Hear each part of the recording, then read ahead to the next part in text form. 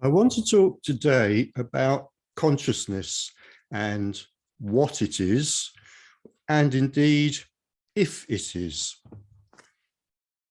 I once watched the start of a long video on YouTube. It was about an hour and a half of a panel discussion between two very, very well-known spiritual teachers discussing the nature of consciousness. And the main thing I noticed about this was that within the first 4 or 5 minutes, it became very obvious that these two great experts in the field did not agree and could not agree on what consciousness was. They couldn't agree on the most basic thing about the thing that they were discussing. I think this gives us a clue to the fact that we're trying here to deal with something which is extremely slippery. I want to suggest that in the context of spiritual discussions, philosophical discussions, maybe the word consciousness means nothing at all. We could, for example, replace the word consciousness with experience. And we could say, I think quite clearly, that experience is known. It is known to exist. I'm going to suggest that experience is all that is known. It is the only thing that is known to exist. Everything that is known is an experience. And that if we add to that the notion that for experience to happen, there has to be something called consciousness, we haven't really added anything at all. All we've really done is muddied the water and sown confusion. Part of the problem is the word consciousness, of course, can be used in several different ways, but for our purposes, I want to suggest it's used predominantly in two different ways. In one way, particularly in spiritual circles, consciousness is used to indicate or to imply that there is some kind of mysterious substance in the universe, or perhaps there is some mysterious substance that the universe consists of. And I want to suggest that this notion we can dismiss very simply by simply noticing that it's redundant. You know, there have been scientific concepts in the past which seem to make sense, and then as our knowledge expanded, those notions were seen to become entirely redundant. Phlogiston was one such idea. Ether was another. There is in the universe some mysterious substance called ether. And as our knowledge of science grew, it became obvious that this was simply a redundant notion. Maybe consciousness is like that. If we say that there needs to be consciousness for experience to arise, have we said anything really any more than simply there is experience? Experience is what is known. Experience is the only thing which is known. Another way in which the word consciousness is used, particularly again in spiritual circles, is to indicate a kind of personal quality. You know, my consciousness. And when we are considering this idea, then the notion comes in very quickly, perhaps, of levels of consciousness. And so we have the suggestion, perhaps, that a human being has something very precious, a quality called consciousness, and through developing they can rise through various levels of consciousness, from the lowly 1 to the exalted 7 or 25 or 36, however many levels of consciousness we might conceive there to be. I'm going to suggest that because this is utterly a story, a fiction, we can sort of choose however many levels we want. And there are schools of spiritual endeavor that will teach you, apparently, how to rise through these levels of consciousness. You can go on the internet today and you will be able to find some quite expensive courses online, which will apparently teach you to rise through different levels of consciousness. This has been one of the bases of quite a lot of spiritual schools, you know, throughout history, this idea. And again, I want to suggest to you that we can simply cast this notion aside, that there are levels of consciousness. There are different personalities, there are different experiences, but levels of consciousness, really? So I'm suggesting that both as the notion of a kind of substance that allows everything to be, or as a personal quality that we can develop, that in both those senses, the very idea of consciousness is redundant. There was a encyclopedia of psychology. It was called the International Dictionary of Psychology, published a few years ago. And the entry under the word consciousness was very short indeed. It was a sort of very, very brief definition. And then after that definition, Stuart Sutherland, who wrote the entry, simply said, consciousness, nothing worth reading has been written about it. I'd kind of like to suggest that we could rest in that. Nothing worth reading has been written about it. Maybe nothing worth saying has been said about it. Maybe nothing worth saying has been said about it, including this very YouTube episode itself. Perhaps this is a kind of self-destructive YouTube episode in which I make myself redundant by pointing out that what I'm talking about really has no essential meaning. I want to finish this particular episode with a reading. My book, Confessions of a Seeker, contains a chapter on consciousness. It's called How Does Matter Think? Because that's one of the ways of posing the problem of consciousness. So I'm going to finish this episode by reading this chapter now. I'm having an argument with my girlfriend, Annie. I am claiming that science will never explain consciousness. By consciousness, I do not mean a mysterious substance which permeates the universe, nor some personal quality which we can develop through assiduously following a spiritual path. I simply mean experience. I am asserting to Annie that science will never explain how a physical universe gives rise to subjective experience. Actually, the word subjective is redundant in that last phrase. Many people do think of experience as divided into objective outer experience and subjective inner experience. A table is considered to be objective and a feeling of happiness to be subjective. But in a very real and obvious way, all experience is subjective. It belongs to you or to me, the subject.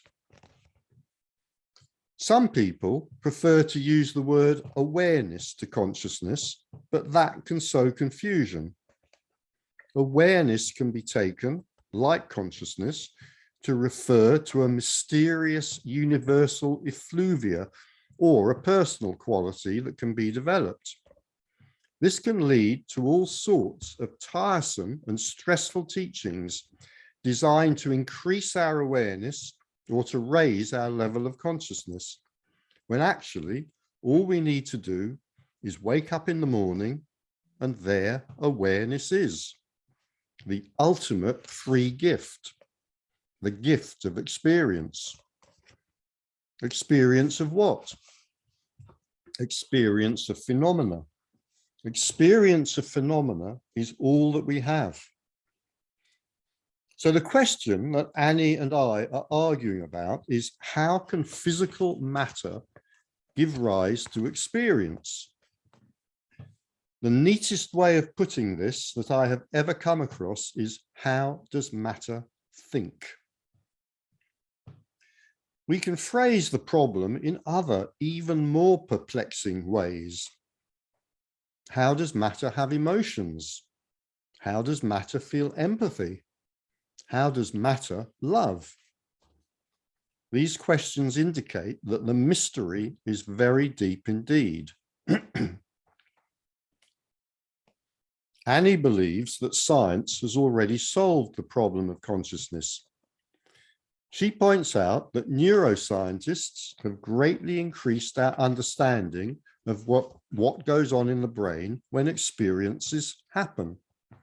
They have mapped electrical impulses and neurotransmitters. They have even determined, in certain cases, which specific brain cells are firing when a particular phenomenon, such as the color red or the scent of a lemon, is experienced. Philosophers of consciousness call an individual experience a quale. So when we look at an apple, we experience the quale redness. When we sniff a lemon, we experience the quale lemon scent. Other examples of qualia, which is the rather unexpected plural of quale, are the sensations of a kiss or of a toothache, the feeling of happiness at seeing a sunset, or of sadness at losing a friend, the warmth of a cup of coffee held in the hand, or the coldness of an ice cube touched to the lips. I say to Annie, we know that the firing of neurons gives rise to experiences, but how this happens is a mystery, and this mystery has no solution, at least not at present. Annie says that the firing of neurons and the experiences that they generate are the same thing, so there is nothing to explain. I say they cannot be the same thing, because we can never be directly aware of the firing of neurons in our own brains, whereas we are directly aware of our own experiences. In this crucial way, even if in no other, they are clearly different. Annie thinks that I am arguing with her only because of my obtuseness or my stubbornness. She quotes Daniel Dennett. Daniel Dennett agrees with her, and he is a highly paid American philosopher. He is possibly the highest paid philosopher in the whole world. He has even written a book agreeing with her. I tell Annie that many scientists, philosophers, and psychologists agree with me, even though they may not be able to earn as much as Daniel Dennett, though probably between them they do. They recognize that the problem of consciousness is extremely difficult to solve. They actually call it the hard problem. Sometimes they refer to the explanatory gap to indicate that something is missing in our understanding. What is missing is any coherent theory of how physical phenomena, such as the firing of neurons, can give rise to experience or qualia. They have written books too. I think that Daniel Dennett is a highly paid fool. Perhaps I think that Annie is stubborn or obtuse, but I do not say so because I value her love. I do actually have one area of sympathy with Annie's view, and that is concerning woo-woo. I believe that some scientists and philosophers deny that the hard problem exists because they recognize that it is a doorway through which all kinds of superstition may be able to rush in. Once it is acknowledged that experience or consciousness or awareness is a mystery and that we have no real idea how it occurs, a huge number of irrational ideas from spoon bending to quantum healing may be able to get a foot in the door. Nevertheless, I believe that intellectual rigor demands the recognition of the hard problem, and that we can still bar the door to superstition. Annie and I also argue about religion. I feel that her view of the church is overgenerous because she has been contaminated by her Catholic upbringing. I believe that she privileges the church in a way that she does not do with other organizations. But she feels that I am unduly harsh in my judgments of the church and of religious beliefs in general. Ironically, on this subject, it is Daniel Dennett and I who were in agreement, and Annie who is out of step. Eventually, I say to Annie, I think we should agree not to talk about consciousness or about religion. We'll never see eye to eye about either of them, and it just makes us angry. So what's the point? But our arguments leave their small scars. This may be one of several reasons why Annie is no longer my girlfriend.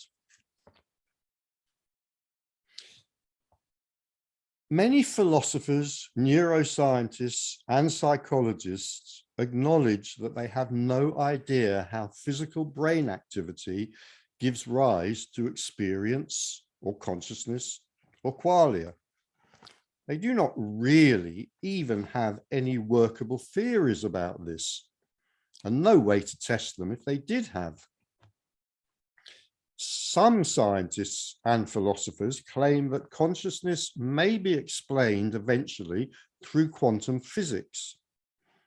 Probably the best known of these at the time of writing this is Roger Penrose, who has theorized that consciousness might be caused by quantum activity in microtubules in the brain.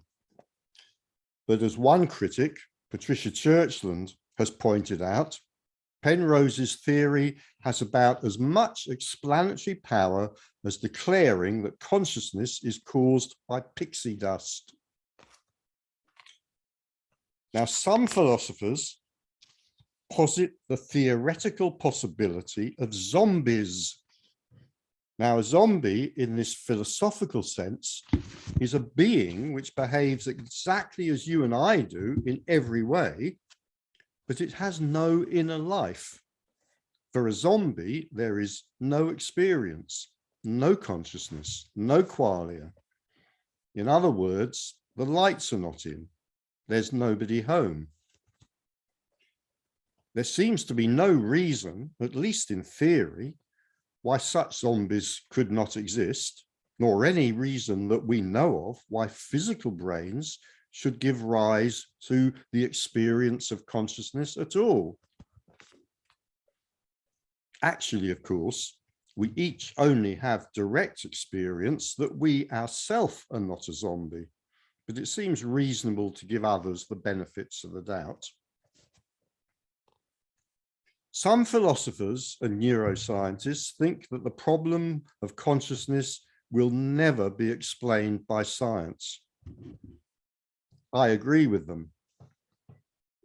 By its nature, any scientific explanation would have to be physical, and by its nature, consciousness consists of non-physical subjective experience.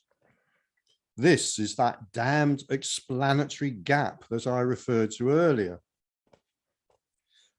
Of course, we know that the physical structure of the brain greatly influences how consciousness is experienced.